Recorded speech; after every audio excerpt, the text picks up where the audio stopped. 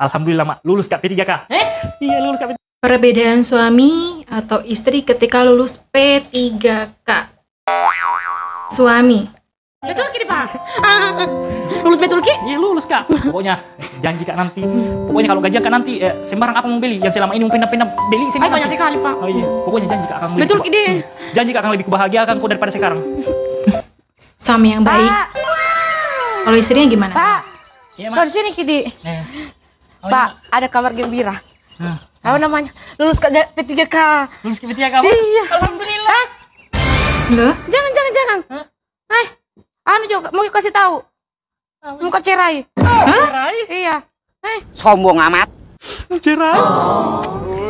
Nggak semua gitu loh ya guys. Nggak semua wanita seperti itu loh ya. Nggak semuanya. Tapi pasti ada.